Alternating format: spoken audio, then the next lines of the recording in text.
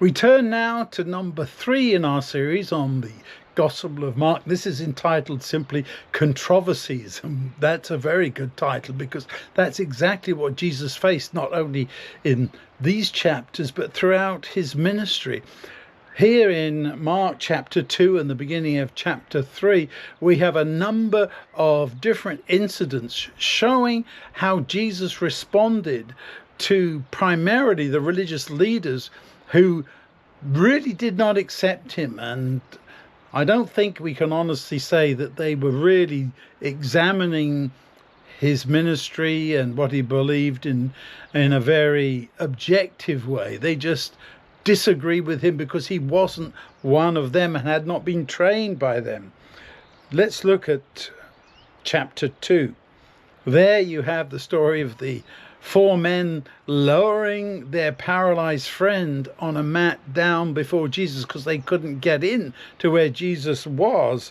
And I love that line where Jesus says, verse 5, when Jesus saw the trust these men had, Jesus said to the paralyzed man, "Friend, your sins are forgiven." And whoa, what are you saying, Jesus? As the Pharisees point out, only God can forgive sins. Well, that should have made you think a little bit. If he's saying that, could it possibly be that here you are in the presence of God himself? And when he says this, he's either completely crazy or a charlatan, or he is who he says he is. And I think that that's a very powerful image as we look at this.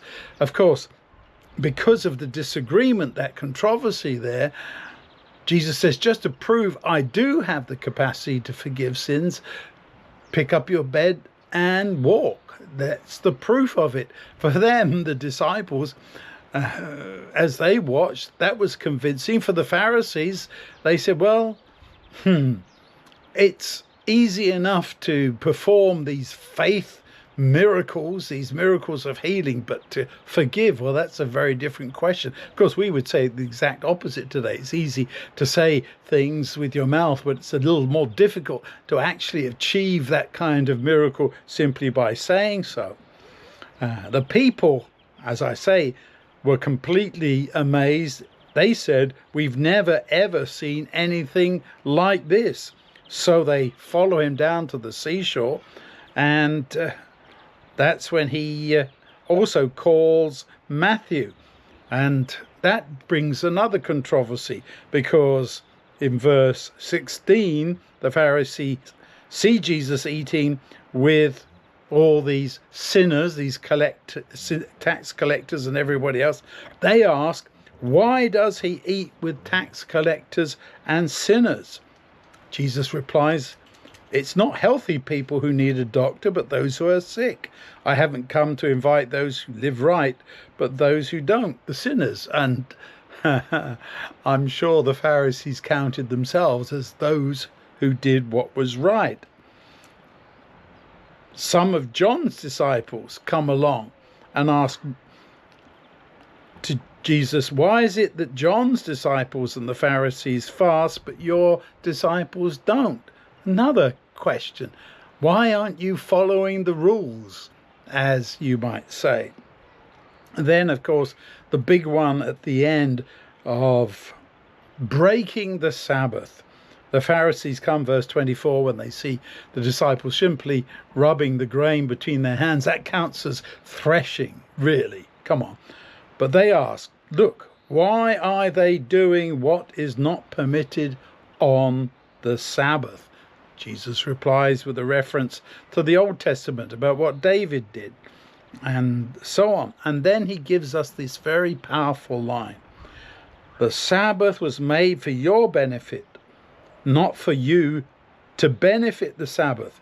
So the Son of Man is Lord even of the Sabbath.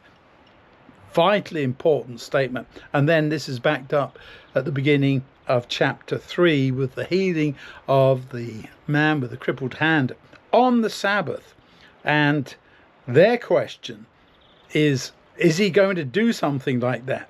He does. He calls the man forward and asks, is it lawful to do good on the Sabbath or to do evil? Should you save life or should you kill?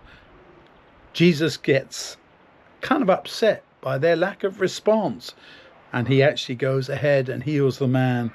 And verse 6 is a stunning comment. The Pharisees left and immediately began plotting with Herod's party as to how they might kill Jesus. Can you imagine? Having seen all this, their response is, we need to murder him.